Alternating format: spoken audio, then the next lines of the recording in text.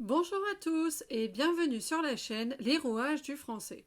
Après avoir vu avec vous plusieurs temps de la conjugaison française, je voudrais aborder aujourd'hui un autre temps de l'indicatif, le plus que parfait. Du point de vue de la chronologie, il situe des actions qui se sont déroulées avant les événements à l'imparfait. Tout comme le passé composé, le plus que parfait est un temps composé, ce qui signifie qu'il se conjugue en deux mots.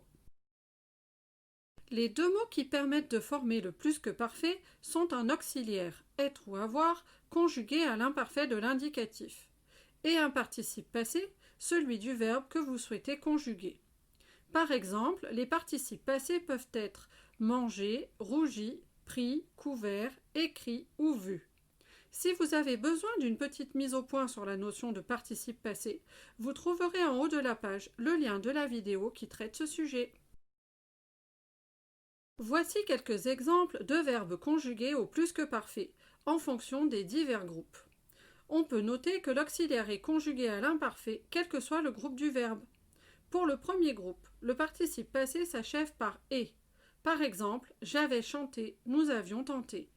Pour le deuxième groupe, le participe passé se termine par un « i », comme elle avait fini, ou encore vous aviez rougi. Les verbes du troisième groupe se conjugueront avec des terminaisons qui varieront selon le verbe. J'avais vu, nous avions senti, elle avait ouvert, tu avais écrit ou ils avaient surpris.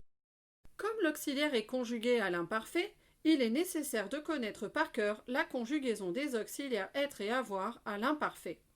Pour être, ce sera j'étais, tu étais, il ou elle était, nous étions, vous étiez, il ou elle était.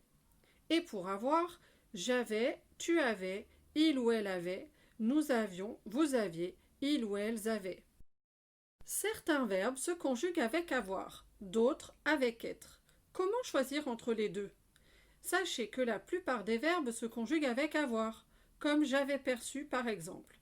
Les verbes pronominaux, quant à eux, se conjuguent uniquement avec être, comme elle s'était trompée par exemple. Enfin, certains verbes se conjuguent uniquement avec être. C'est le cas des verbes de la liste suivante, parmi lesquels on peut trouver aller, mourir, tomber, naître. Si je les conjugue au plus que parfait, nous obtiendrons j'étais allé, nous étions morts, tu étais né ou vous étiez tombé. Enfin, voici la carte mentale qui résume l'essentiel de cette leçon de conjugaison. En haut du schéma, vous retrouverez comment former le plus que parfait, à l'aide d'un auxiliaire conjugué à l'imparfait et d'un participe passé. En bas, vous trouverez comment choisir le bon auxiliaire.